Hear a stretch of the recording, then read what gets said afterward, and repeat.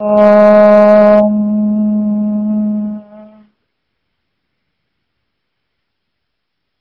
ಗುರುರ್ಬ್ರಹ್ಮ ಗುರುರ್ವಿಷ್ಣು ಗುರುರ್ದೇವೋ ಮಹೇಶ್ವರಃ ಗುರು ಸಾಕ್ಷಾತ್ ಪರಬ್ರಹ್ಮ ತಸ್ಮೈ ಶ್ರೀ ಗುರವೇ ನಮಃ.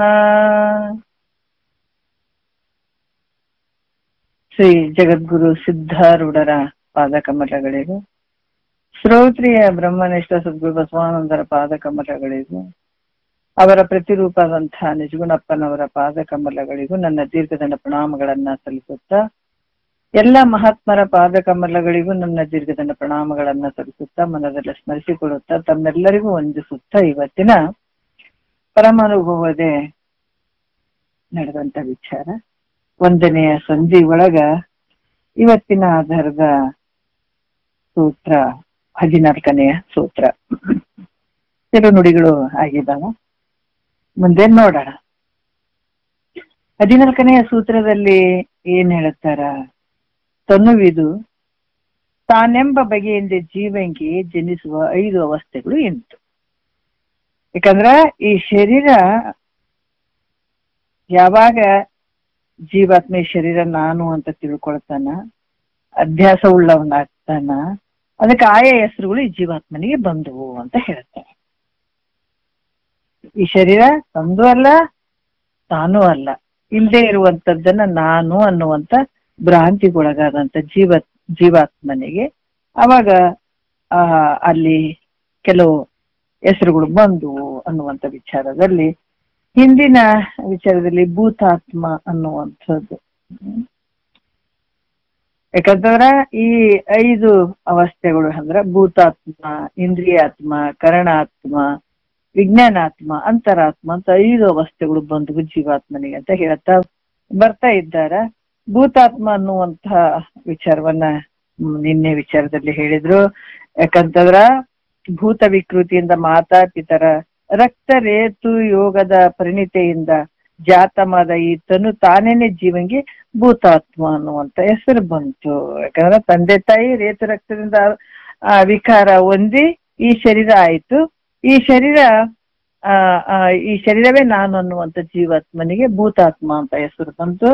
ಮತ್ತೆ ಇಂದ್ರಿಯಾತ್ಮ ಅಂತ ಹೆಸರು ಕೂಡ ಬಂತು. ಯಾಕಂದ್ರ ಅಲ್ಲಿ ಜ್ಞಾನೇಂದ್ರಿಯಗಳು, ಕರ್ಮೇಂದ್ರಿಯಗಳು, ಅದೆಲ್ಲ ವ್ಯವಹಾರಗಳಲ್ಲಿ ಅಭಿಮಾನ ಮಾಡುವಂಥದ್ದು. ನೋಡಿದಾಗ ನಾನು ನೋಡಿದೆ, ನಾನು ತಿಂದೆ, ನಾನು ಹೋದೆ, ನಾನು ಬಂದೆ, ಇವೆಲ್ಲವುಗಳಲ್ಲಿ ನಾನು ಅನ್ನುವಂತ ಅಭಿಮಾನ ಮಾಡ್ತಾನೆ. ನಾನೇ ಮಾಡಿದೆ, ನಾನೇ ಉಂಡೆ, ನಾನೇ ತಿಂದೆ ಅನ್ನುವಂತ ಈ ರೀತಿ ಅಭಿಮಾನ ಮಾಡ್ತಾ ಹೋಗ್ತಾನಲ್ಲ, ಅದಕ್ಕೆ ಈತಗ ಇಂದ್ರಿಯಾತ್ಮ ಅಂತ ಹೆಸರು ಬಂತು ಅಂತ ಕೂಡ ಹೇಳಿದ್ರು.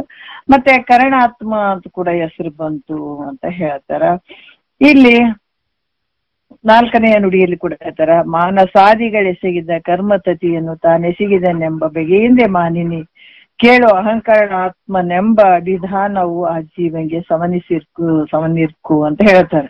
ಯಾಕಂದ್ರೆ ಈ ಮನ, ಬುದ್ಧಿ, ಈ ಚಿತ್ತು, ಅಹಂಕಾರ ಇವೇನದಾವ, ಇವೆಲ್ಲವುಗಳಲ್ಲಿ ಈ ಮನಸ್ಸು ಸಂಕಲ್ಪ ವಿಕಲ್ಪ ಮಾಡ್ಕೊಳ್ಳುವಂಥದ್ದು, ನಿಶ್ಚಯ ಮಾಡುವಂಥದ್ದು ಬುದ್ಧಿ, ಅಹಂಕಾರ ನಾನನ್ನುವಂಥದ್ದು, ಚಿತ್ತು ಸ್ಮರಿಸುವಂಥದ್ದು ಅಂದ್ರೆ ನೆನಪಿನಲ್ಲಿ ಇಟ್ಕೊಳ್ಳುವಂಥದ್ದು, ಇವೆಲ್ಲವುಗಳನ್ನ ನಾನೇ ಮಾಡ್ತೀನಿ ಅನ್ನುವಂಥ ಒಂದು ಅಭಿಮಾನ ಮಾಡೋದ್ರಿಂದ ಇದೀಗ ಅಂತಃಕರಣಾತ್ಮ ಅಂತ ಹೆಸರು ಬಂತು ಅಂತ ಕೂಡ ಹೇಳ್ತಾರೆ. ಅಂದ್ರೆ ಈ ರೀತಿ ಜೀವಾತ್ಮನಿಗೆ ಬಂತು ಅಂತ ಹೇಳ್ತಾರೆ. ಈಗ ಏನು ಅಂದ್ರೆ ವಿಜ್ಞಾನಾತ್ಮ ಅಂತ ಹೇಳಿಸ್ಕೊಳ್ತಾನ 4ನೇ ಒಂದು ಅವಸ್ಥೆಯಲ್ಲಿ. 5ನೆಯ ನುಡಿಯಲ್ಲಿ ಹೇಳ್ತಾರ, ಜ್ಞಾನಾತ್ಮನಾಗಿ ತಾನಿರುವುದನ್ನು ಆ ಕರಣಾನೀಕದಿಂದ ಮರೆದು ತನ್ನ ತಾನು ಅಜ್ಞನೆಂಬುದರಿಂದೇ ಜೀವಂಗೆ ವಿಜ್ಞಾನಾತ್ಮನೆಂದೆಂಬ ಪೆಸರಕ್ಕು ಅಂತ ಹೇಳ್ತಾರೆ. ಯಾಕಂದ್ರೆ ಅರಿವಿನ ಸ್ವರೂಪ ಜ್ಞಾನಾತ್ಮನಾಗಿ ಅಂತಂದ್ರೆ ಅರಿವಿನ ಸ್ವರೂಪನೇ ತಾನಿದ್ದಾನೆ. ಯಾಕಂದ್ರೆ ಅರಿವಿನ ಸ್ವರೂಪ ತಾನಿದ್ದು ಈ ಕರಣಗಳ ಸಮೂಹ ನೋಡ್ರಿ, ಈ ಮನಸ್ಸು, ಬುದ್ಧಿ, ಚಿತ್ತ, ಅಹಂಕಾರಗಳು, ಈ ಕರಣಗಳ ಸಮೂಹದಿಂದ ಆತ ಏನಾಗಿದ್ದಾನ, ಆವೃತ ಆಗಿದ್ದಾನ. ಅಂದ್ರ ಇವೆಲ್ಲವುಗಳಿಂದ ಮನಸ್ಸು, ಬುದ್ಧಿ, ಇವೆಲ್ಲವುಗಳಿಂದ ಆವೃತ ಆಗಿದ್ದಾನ.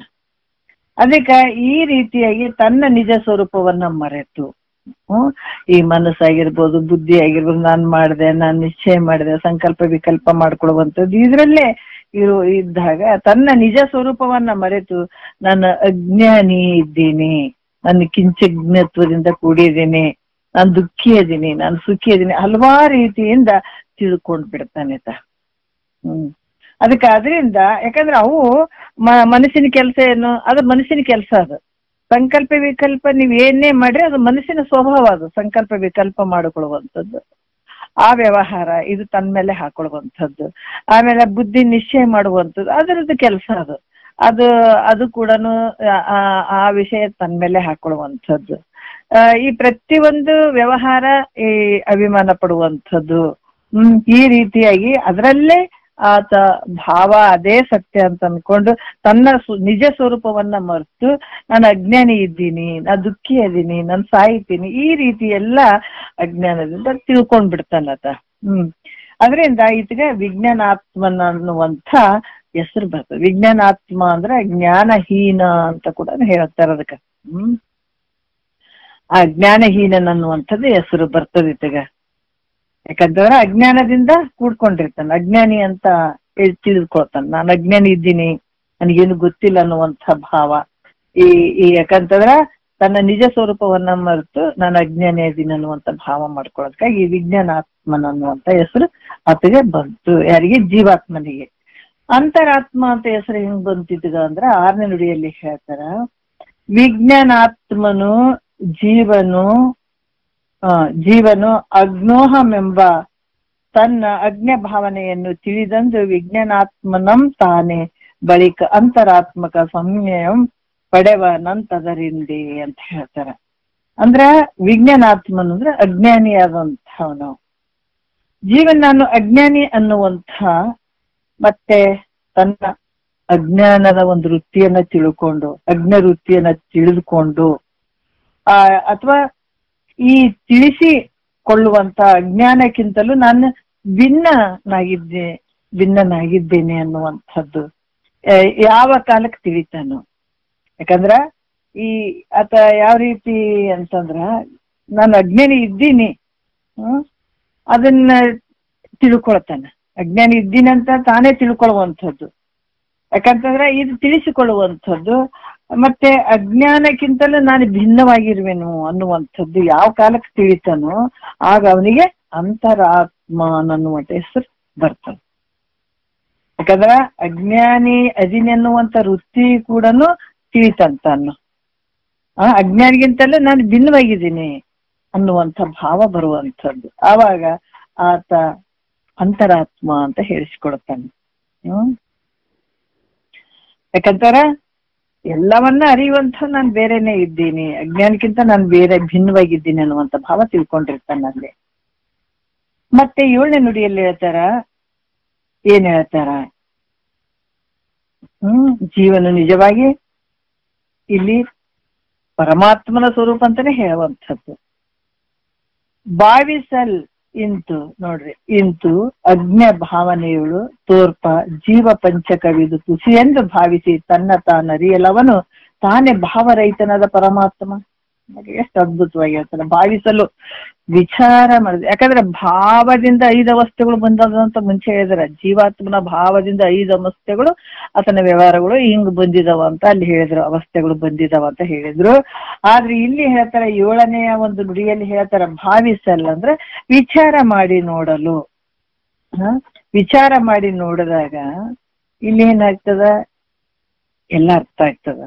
ಅದಕ್ಕೆ ಬಹಳಷ್ಟು ವಿಚಾರ ಮಾಡುವಂಥದ್ದು ಬಹಳ ಮುಖ್ಯವಾಗಿರ್ತದೆ.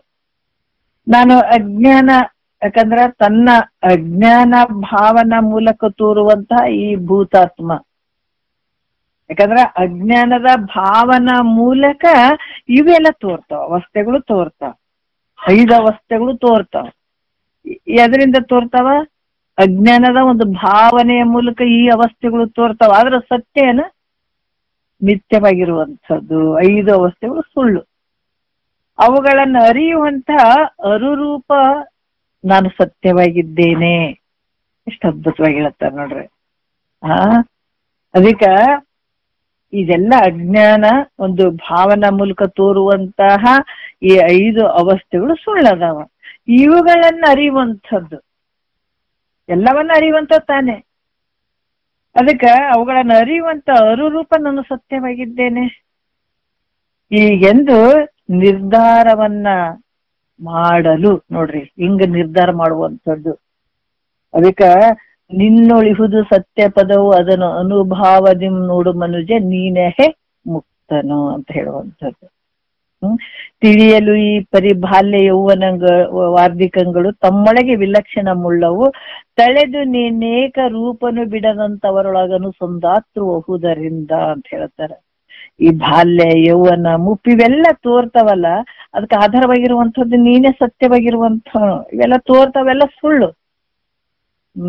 ಅದ್ರಂಗ ಇಲ್ಲಿ 5 ಅವಸ್ಥೆಗಳೇನ್ ತೋರ್ತಾವ, ಅಜ್ಞಾನದ ಒಂದು ಭಾವನಾ ಮೂಲಕ ತೋರುವಂತ 5 ಅವಸ್ಥೆಗಳು ಸುಳ್ಳಾದವ.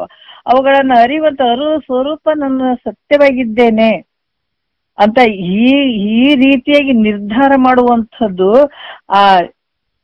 ಮಾಡಿದಾಗ, ನಿರ್ಧಾರ ಮಾಡಿದಾಗ ಆ ಜೀವನೇ ಆತನೇ ಜೀವನೇ ಭಾವರಹಿತನಾದ ಪರಮಾತ್ಮ ಅನ್ಸ್ಕೊಳ್ತಾನವ.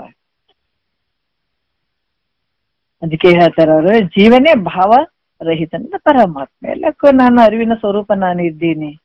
ಆದ್ರೆ ಇವೆಲ್ಲ ಸುಳ್ಳದಾವ. ಹೆಂಗ್ ಸುಳ್ಳದಾವ? ನದಿ ಸಮುದ್ರದೊಳಗೆ ನೀರದಾವ, ಮ್ಯಾಲ ತೆರೆನೊರೆಗಳು ಸತ್ಯ ಅನ್ಕೋತೀವೇನ? ತೋರಕತ್ತೇವ, ತೋರದ್ ಬಿಟ್ಟಿಲ್ಲ. ಆದ್ರೆ ಎಲ್ಲಿಂದ ಬಂದವು? ನೀರಿನಿಂದನೇ ತೆರೆನೊರೆಗಳು ತೋರಕತ್ತೇವ. ಅದ್ರ ಸತ್ಯನು ಮಿಥ್ಯೆ ಅದಾವ. ಆದ್ರೆ ಅದಕ್ಕೆ ಆಧಾರವಾಗಿರುವಂತದ್ದು ಯಾವುದು? ನೀರು ಸತ್ಯ ಐತಲ್ಲ. ಅದೇ ರೀತಿ ಕೂಡ ಈ ಅಜ್ಞಾನದ ಭಾವನೆಯ ಮೂಲಕ ತೋರುವಂತಹ ಇವು ಅವಸ್ಥೆಗಳೆಲ್ಲ ಸುಳ್ಳದಾವ. ಆದ್ರ ಇವುಗಳನ್ನ ಅರಿಯುವಂತ ಅರುರೂಪ ನಾನು ಸತ್ಯವಾಗಿದ್ದೀನಿ ಅಂತ ಅನ್ನುವಂತ ನಿರ್ಧಾರ ಯಾವಾಗ ಮಾಡ್ತಾನ, ಆತನೇ ಪರಮಾತ್ಮ ಆಗಿರ್ತಾನ. ಈ ರೀತಿ ತಿಳ್ಕೊಳ್ಬೇಕಾಯ್ತದ. ಜೀವ ಪಂಚಕ ನಿರೂಪಣೆ ಸೂತ್ರ 14ಕ್ಕೆ ಪದ 130 ಅಂತ ಹೇಳ್ತಾರ. ಈಗ ಮುಂದಿನ ವಿಚಾರದಲ್ಲಿ, ಇಂದಿನ ವಿಚಾರದಲ್ಲಿ ಈ ಅವಸ್ಥೆಗಳ ಬಗ್ಗೆ, ಅಜ್ಞಾನದಿಂದ ಕೂಡಿದಂತ ಈ ಅವಸ್ಥೆಗಳ ಬಗ್ಗೆ ಹೇಳಿ ನಂತರ ಈ ಸೂತ್ರದಲ್ಲಿ ಈ ಬಂಧಕ್ಕ ಕಾರಣವಾದಂತ ಪ್ರವರ್ತಕ ಕರ್ಮ ಅಂತ ಹೇಳ್ತಾರೆ. ಯಾವುದು ಪ್ರವರ್ತಕ ಕರ್ಮ? 2 ಹೇಳ್ತಾರೆ. ಪ್ರವರ್ತಕ ಕರ್ಮ, ನಿವರ್ತಕ ಕರ್ಮ ಅಂತ ಇರುವಂಥದ್ದು. ಅದರಲ್ಲಿ ಪ್ರವರ್ತಕ ಕರ್ಮ ಅಂದ್ರೆ ಏನು, ಅದರಿಂದ ಏನ್ ನಮ್ಗ ಯಾವ ರೀತಿ ಭವಬಂಧ ಆಗ್ಯದ ಅನ್ನುವಂಥದ್ದನ್ನ ಬಹಳ ವಿಸ್ತಾರವಾಗಿ ಹೇಳ್ತಾರೆ. ಇದರಲ್ಲಿ ಪ್ರವರ್ತಕ ಕರ್ಮ ಅನ್ನುವಂಥದ್ದನ್ನ ಇಲ್ಲಿ ಹೇಳ್ತಾರೆ. ಏನ್ ಹೇಳಿದಾರ ನಾವು ನೋಡೋಣ. ಎಲ್ಲಿ ಅಂದ್ರೆ 15ನೇ ಸೂತ್ರ ನೋಡೋಣ.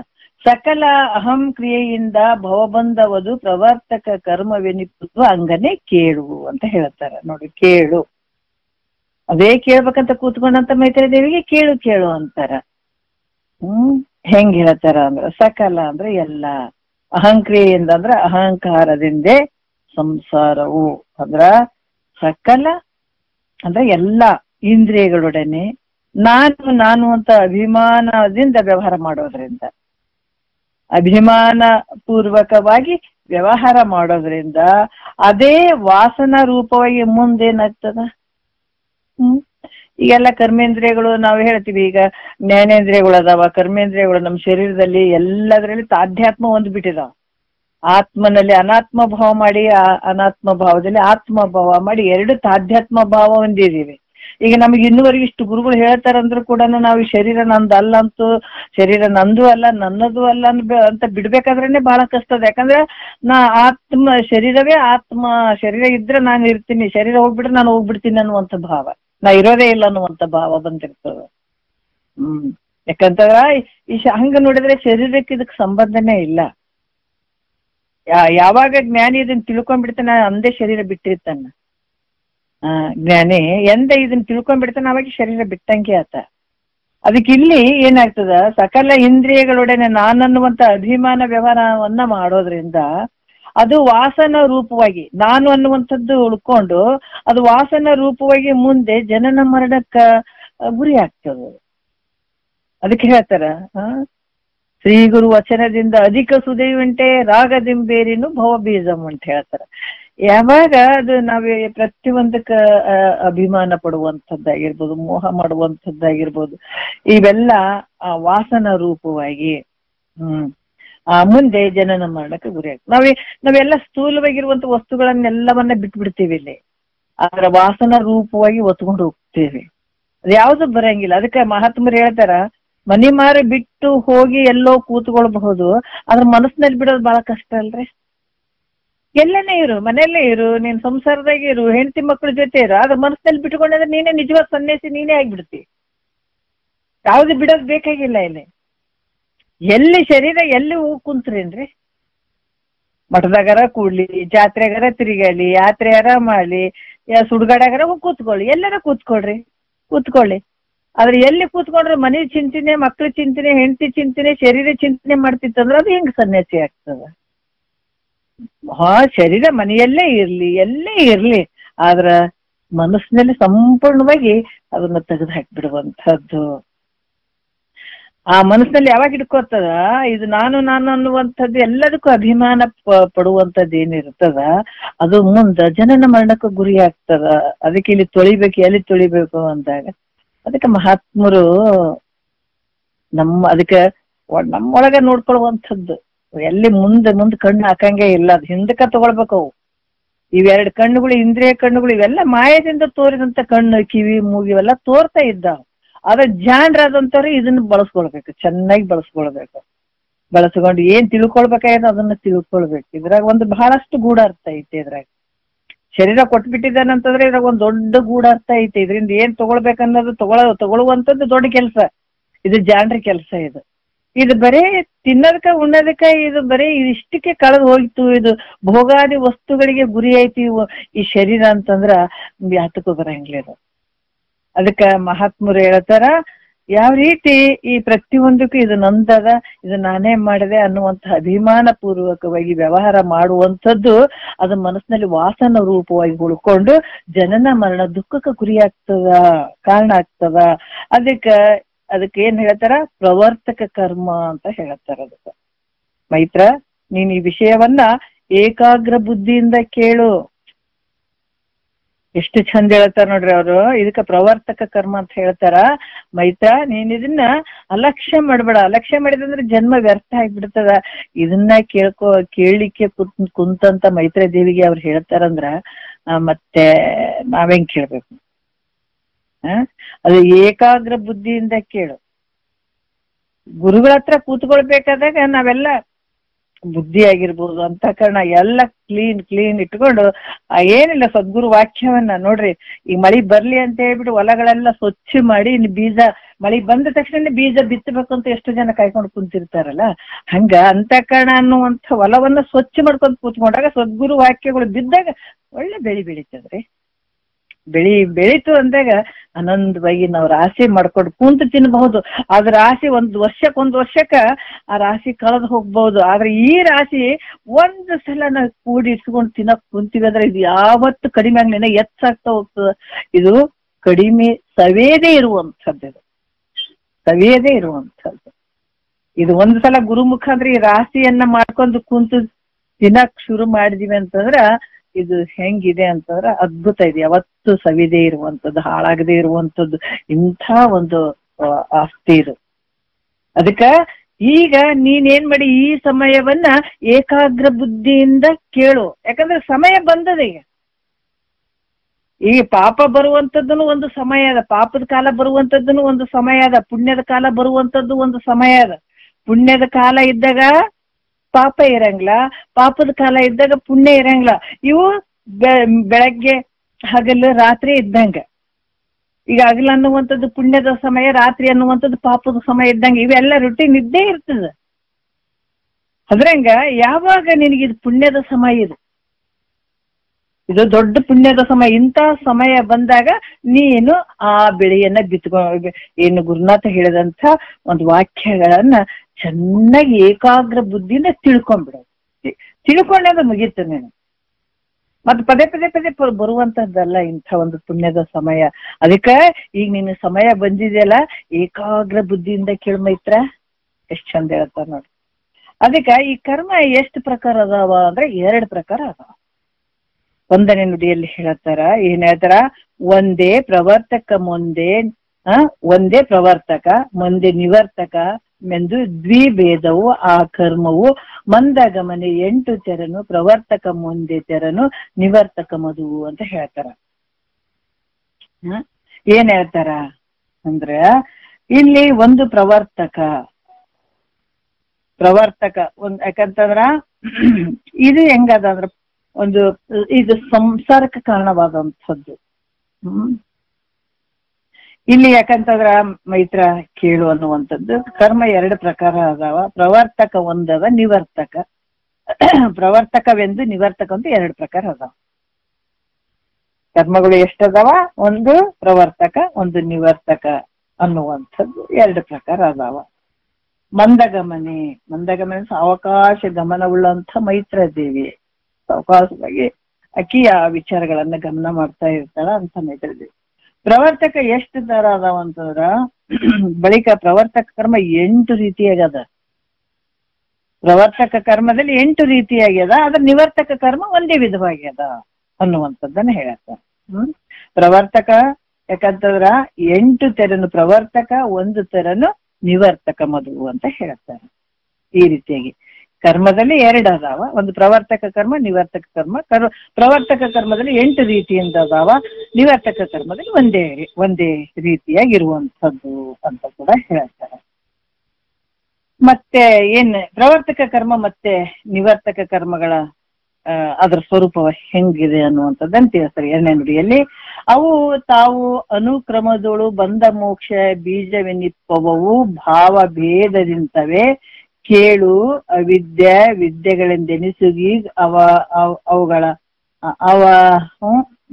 ಅವಳ ಅಂದವನ್ ಅರುಪುವೆನು ಅರಿ ನೀರೇ ಅಂತ ಹೇಳ್ತಾರ.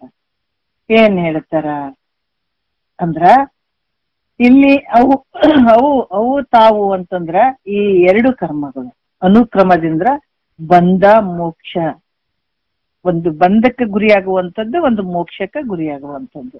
ಯಾಕಂದ್ರೆ ಪ್ರವರ್ತಕ ಕರ್ಮ ಬಂಧಕ್ಕೆ ಗುರಿ ಆಗ್ತದೆ, ನಿವರ್ತಕ ಕರ್ಮ ಮೋಕ್ಷಕ್ಕೆ ಗುರಿ ಆಗ್ತದೆ. 2 ಪ್ರವರ್ತಕ ಕರ್ಮ, ನಿವರ್ತಕ ಕರ್ಮ. ಯಾಕಂದ್ರೆ ಬಹಳಷ್ಟು ಇದು ಬಹಳ ಕೇಳಲು ಬೇಕು ವೇದಾಂತವೆಂಬ ಶಾಸ್ತ್ರವನ್ನಂತ ಹೇಳ್ತಾರ. ಒಂದು ಸ್ವಲ್ಪ ತಿಳಿದಂಗ ಹಾಕಿರ್ತದ ಅಷ್ಟೇನೆ. ಇದು ಬಹಳ ಕೇಳುತ್ತಾನೆ ಕೇಳ್ಬೇಕಾಗ್ತದ. ಯಾಕಂದ್ರೆ ಇವು ಸಾಮಾನ್ಯ ಅಲ್ಲ, ವಿಚಾರಗಳು ಸಾಮಾನ್ಯ ಅಲ್ಲ.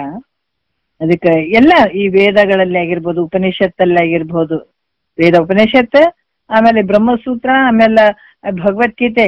ಇವು ಮತ್ ಭಗವದ್ಗೀತೆ ಬೇರೆ ಐತೇನ್ರಿ, ಮತ್ತೆ ಉಪನಿಷತ್ತುಗಳಲ್ಲಿ ಬೇರೆ ಬೇರೆ ಅದಾವೇನ್ರಿ, ಇದ್ರಲ್ಲಿ ಬೇರೆ ಬೇರೆ ಯಾವುದಲ್ಲ, ಎಲ್ಲ ಅಡಿಗೆ ಒಂದೇನೆ ಇರುವಂಥದ್ದು.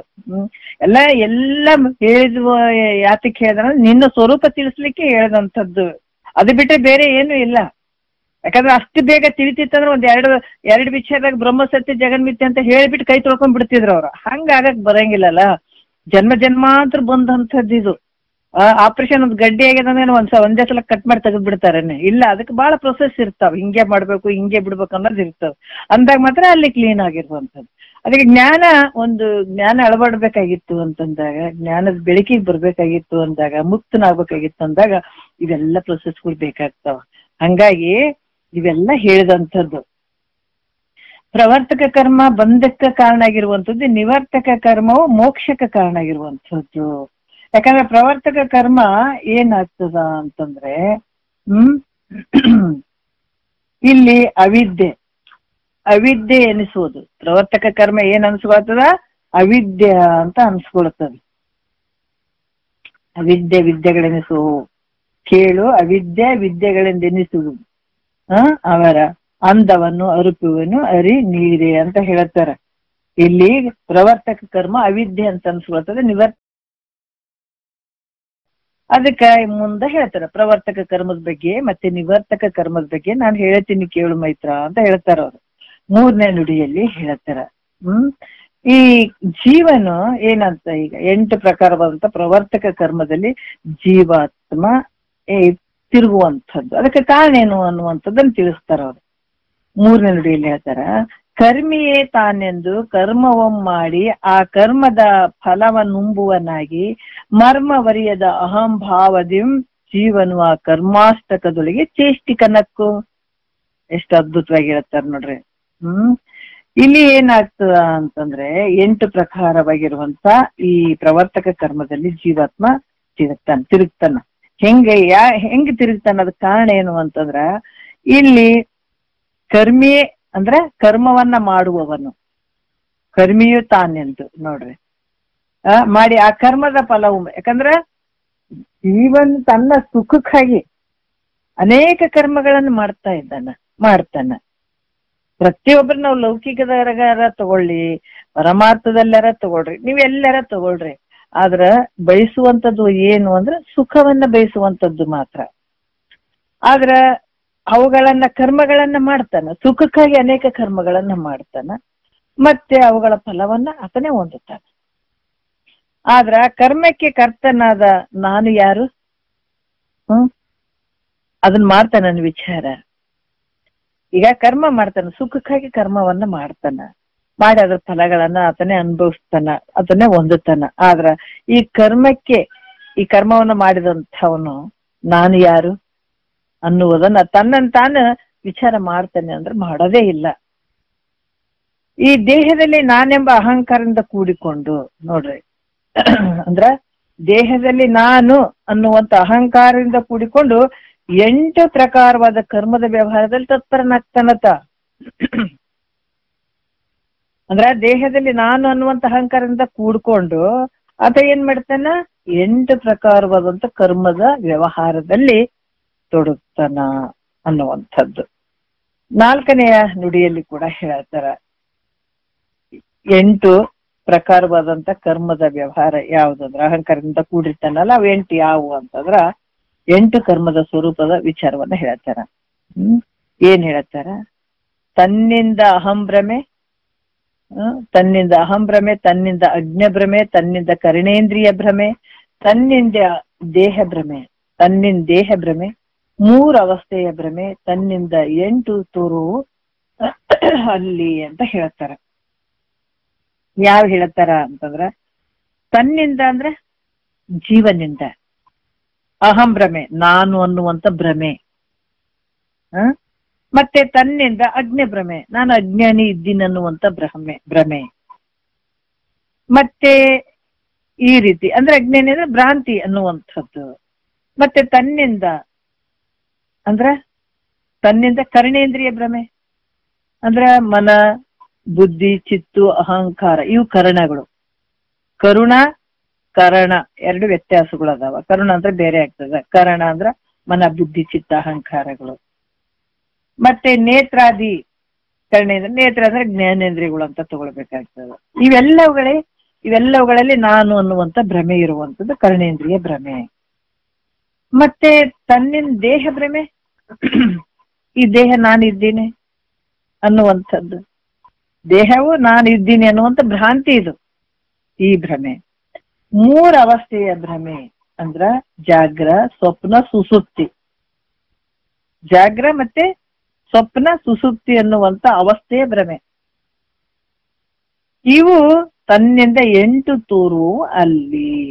ಇವು ಈ 8 ಅವಸ್ಥೆಗಳು ಜೀವನಲ್ಲಿ 8 ಭ್ರಮೆಗಳು ಪ್ರತೀತಿ ಆಗ್ತಾವ. ಜೀವಾತ್ಮನಲ್ಲಿ ಭ್ರಮೆಗಳು 8 ರೀತಿಯಿಂದ ತೋರ್ತಾವ.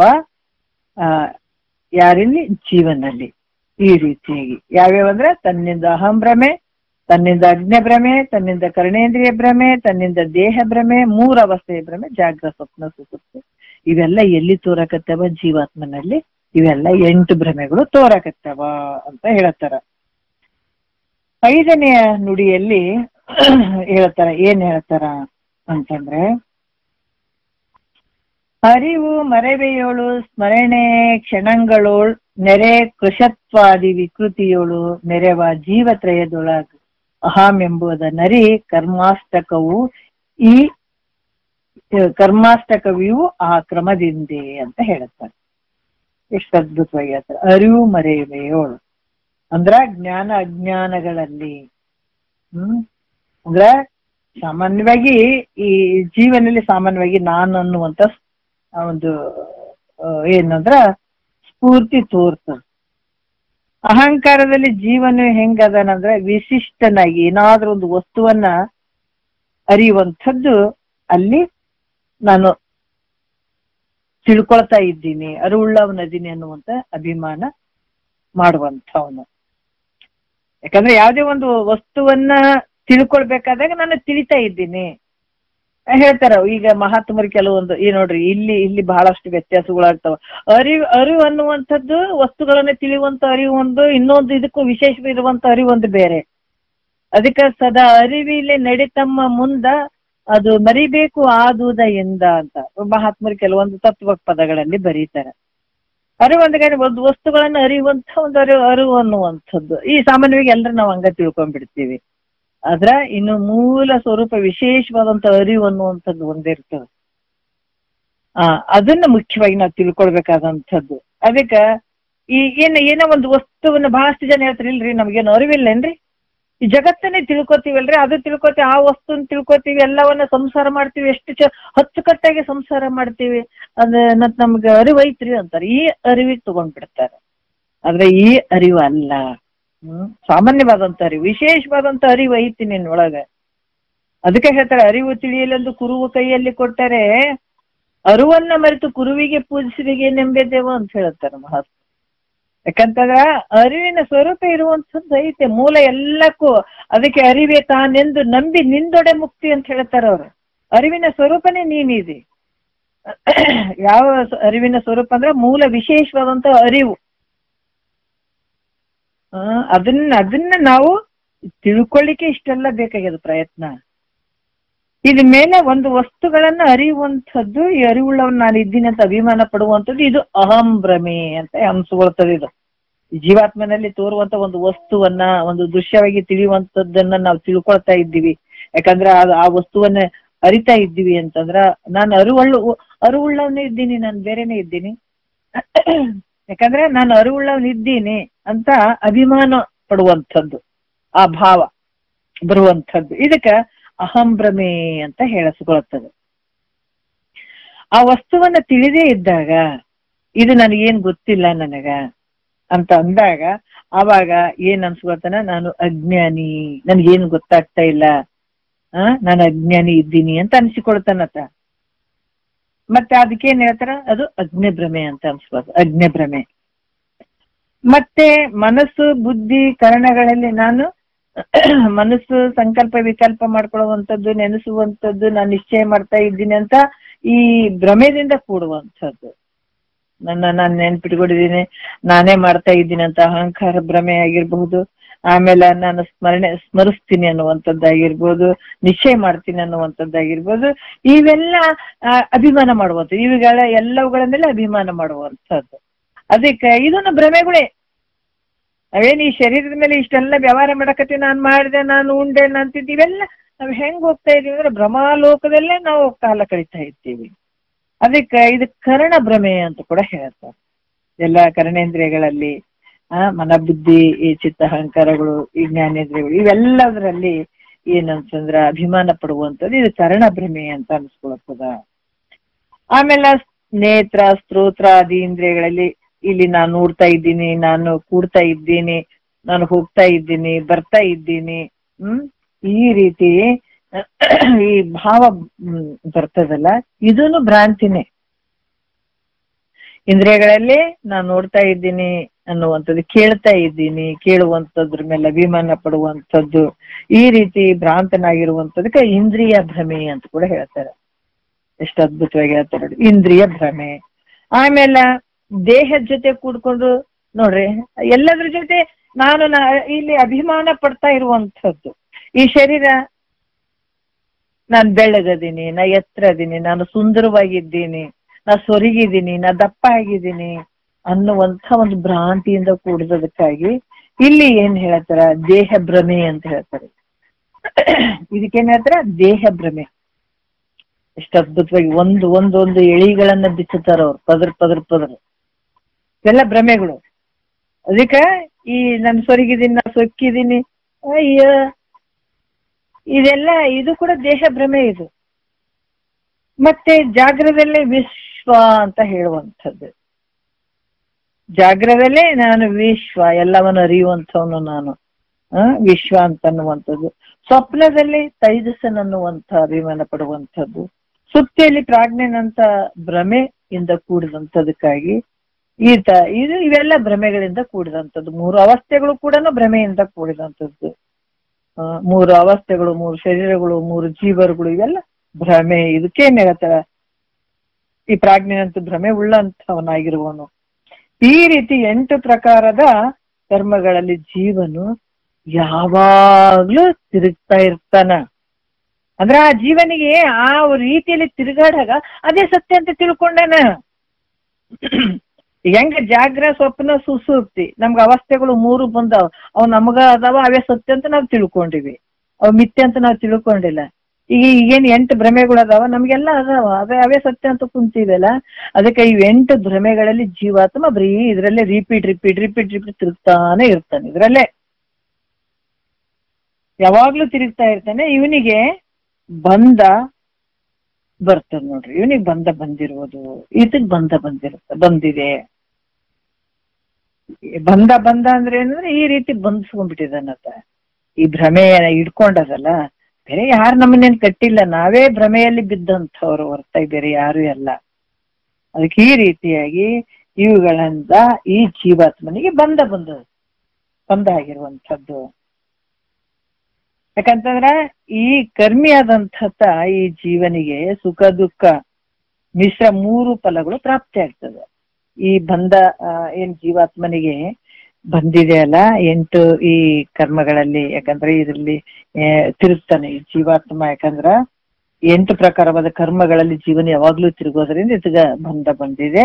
ಅದಕ್ಕ ಇಲ್ಲಿ ಏನ್ ಹೇಳ್ತಾರ, 6ನೇ ನುಡಿಯಲ್ಲಿ ಕೂಡ ಹೇಳ್ತಾರ, ನಿರ್ಮಳೆ ಕೇಳು ಇಂತು ಕರ್ಮಮಂ ಮಾಡಲ್, ಆ ಕರ್ಮದ ಫಲವೇ ಮೂಢರನಾಗಿ ನಿರ್ಮಿಸಿ ಸುಖ ದುಃಖ ಮಿಶ್ರ ರೂಪಿಂದಲ್ ಆ ಕರ್ಮಿಗೆ ಭೋಗ್ಯವೆಂದೆನಿಪುದು ಅಂತ ಹೇಳ್ತಾರ. ಎಷ್ಟು ಅದ್ಭುತವಾಗಿ ಹೇಳ್ತಾರ ನೋಡ್ರಿ. ಯಾಕಂತಂದ್ರ ನಿರ್ಮಳೆ ಕೇಳು ಇಂತು ಅಂದ್ರ ಶುದ್ಧ ಅಂತ ಕರ್ಣವುಳ್ಳಂತ ಮೈತ್ರಾದೇವಿ, ಆಕೆ ಏನೇ ಇಟ್ಕೊಂಡಿಲ್ಲ, ಅದು ಬೇಕು ಇದು ಬೇಕಂತ ಏನಿಲ್ಲ, ಪರಿಶುದ್ಧವಾಗಿ. ಅದಕ್ಕ ಪರಮ ವಿರಕ್ತಿ ಏನ್ ಹೇಳ್ತಾರ ಅವ್ರು, ಮೈತ್ರಾದೇವಿ ಹೆಂಗಿದ್ರು ಅಂತಂದ್ರ ಪರಮ ವಿರಕ್ತಿ. ತಾನೂರು ಭಕ್ತಿ ಭಾವ ಮೊಪ್ಪೆರೆ ಪರಬ್ರಹ್ಮ ವಿಷಯವನ್ನು ಸರಸಿ ಜನೇತ್ರೆ ಮೈತ್ರಿ ಮೇಲ್ನುಡಿ ಮನೋಹರಮಾಗಿ ಬೆಸೆಗೊಂಡಳು ಹಿನಿಯನಂತ. ಅಂತ ಒಂದು ಪರಮ ವೈರಾಗ್ಯದಿಂದ ಅಂತಕಣ ಪರಿಶುದ್ಧವಾಗಿ ಕೂತ್ಕೊಂಡು ಕೇಳುವಂತ ಮೈತ್ರಾದೇವಿ. ಕೇಳು, ಕರ್ಮದ ಪ್ರಕಾರ ಕರ್ಮವನ್ನ ಮಾಡಿದಾಗ ಅದು ಕರ್ಮದ ಫಲ ಎಷ್ಟ್ ಅದಾವ ಅಂತಂದ್ರೆ 3 ಪ್ರಕಾರ ಅಷ್ಟೇ. ಬೇಕಾದಂತ ಕರ್ಮ ಮಾಡು. ಆ ಜಗತ್ತಿನೊಳಗೆ ಎಂಥ ಕರ್ಮಗಳನ್ನ ಮಾಡಿದ್ರು ಕೂಡ ಅದಕ್ಕೆ ಫಲಗಳು 3 ಅದಾವ. ಏನ್ 3 ಅದಾವ ಅಂದ್ರೆ, ಒಂದು ಸುಖರ ಇರ್ತದ, ಇನ್ನೊಂದು ದುಃಖರ ಇರ್ತದ, 2 ಮಿಶ್ರ. ಇಷ್ಟೇ 3. ಬೇಕಾದಂತ ಇಲ್ಲ, ಬಡವ ಆಗಿರ್ಲಿ ಶ್ರೀಮಂತ ಆಗ್ಲಿ ಯಾರೇ ಇದ್ರು ಕೂಡ ಈ ಜೀವರುಗಳಿಗೆ ಏನಂದ್ರ ಕರ್ಮ ಮಾಡಿ ಕರ್ಮದ ಫಲ 3 ರೀತಿಯಿಂದ ಸುಖ ದುಃಖ ಅನ್ನುವಂಥದ್ದು, ಮತ್ತೆ 2 ಮಿಶ್ರವಾಗಿರುವಂಥದ್ದು. ಇವು 3 ವಿಧದಿಂದ ಭೋಗವನ್ನ ಕೊಡ್ತದ ಯಾರಿಗೆ, ಈ ಜೀವಾತ್ಮನಿಗೆ. ಈ ರೀತಿ ಕರ್ಮವನ್ನ ಮಾಡಿದಾಗ ಇತಗ 3 ರೀತಿಯಿಂದ ಅದ್ರ ಫಲಗಳು ಸಿಗ್ತಾವ. ಆ ಭೋಗ ಸಿಗ್ತದ, ಸುಖ ಸಿಗುವಂಥದ್ದು, ಮತ್ತೆ ದುಃಖ ಆಗುವಂಥದ್ದು, ಮತ್ತೆ 2 ಮಿಶ್ರ ಆಗಿರುವಂಥದ್ದು. ಈ ಫಲಗಳು ಸಿಗ್ತಾವ ಅಂತ ಕೂಡ ಹೇಳ್ತಾರ. 7ನೇ ನುಡಿ ನೋಡೋಣ. ಎಷ್ಟು ಬಿಡೋಣ ಬಂತು ನೋಡೋಣ. ಸುಖ ದುಃಖ ಮಿಶ್ರವನ್ನು ಯಾವ್ದಂದು ಕೇಳಿದ್ರೆ ಉತ್ತರವನ್ನು ಹೇಳ್ತಾರ, ತನಗಿಷ್ಟವದು ಸುಖವೆನಿಪುದು ದುಃಖವೆಂದೆನಿಪುದು ಅನಿಷ್ಟವೇ ಬಳಿಕಲ್ಲಿ ವನಿತೆ ಕೇಳು ಇಷ್ಟ ಅನಿಷ್ಟದ ಕೂಟವುದು ಮಿಶ್ರವೆನಿಪುದು ಎಂತಿವೆ ಫಲತ್ರಯವಕ್ಕೂ ಅಂತ ಬಹಳ ವಿಶೇಷವಾದಂತ ವಿಚಾರಗಳು ಅದಾವ. ಬಡ ಮುಗಿಸ್ಬೇಕನ್ನುವಂಥದ್ದಲ್ಲ, ನಿಧಾನ ಹೋಗೋಣ. ಈ 7ನೇ ನುಡಿ ಇಟ್ಕೊಂಡು ನಾಳೆ ಮತ್ತೆ ಕಂಟಿನ್ಯೂ ಮಾಡೋಣ. ಈಗ ಯಾಕಂದ್ರ ಬಹಳಷ್ಟು ವಿಚಾರಗಳು ಅದಾವ. ನಮ್ ಗುರುಗಳು ಹೇಳ್ತಿದ್ರು, ಬಡ ಮುಗಿಸ್ಬೇಕು, ಬಡ ಹೇಳ್ಬೇಕು ಅಂತಂದ್ರ, ಒಂದು ಸಣ್ಣ ಮಗುವಿಗೆ ಪಟ ಹಾಲು ಕುಡಿಸ್ಬೇಕು ಅಂತಂದ್ರ ಆ ಕಡೆ ಎಲ್ಲ ಚೆಲ್ಲಿ ಹೋಗ್ಬಿಡ್ತಾವ. ಆದ್ರೆ ಅದೇ ಚಮಚದಲ್ಲಿ ಹಾಲು ಮೆಲ್ಲಕ್ ಹಾಕಿದ್ರೆ ಅದ್ರ ಒಳಗ್ ಹೋಗ್ತದಲ್ಲ, ಹಂಗ ಇದು ಕೂಡ ಅಷ್ಟೇ ಐತೆ. ಅದಕ್ಕೆ ಮತ್ತೆ ನಾಳೆ ಮಾತಾಡೋಣ ಅಂತ ಹೇಳ್ತಿದ್ರು. ಹಂಗಾಗಿ ಎಲ್ಲ ಹೇಳೋದು ಬಡಬಡ ಹೇಳ್ಬೇಕನ್ನುವಂಥದ್ದೆಲ್ಲ ನಿಧಾನ ನಾವು ಹೋಗೋಣ. ಗುರುಗಳು ಹೆಂಗ್ ಹೇಳ್ತಾರ ಹಂಗೆ ಕೇಳ್ಕೊಂಡು ಹೋಗೋಣ ಅಂತ ಹೇಳಿ ಒಂದೆರಡು ಮಾತು ಗುರುಗಳ ಪಾದಕ್ಕೆ ಅರ್ಪಿಸಿ 7ನೇ ನುಡಿಯಿಂದ ನಾಳೆ ಮಾತಾಡೋಣ. ಹರ ಓಂ.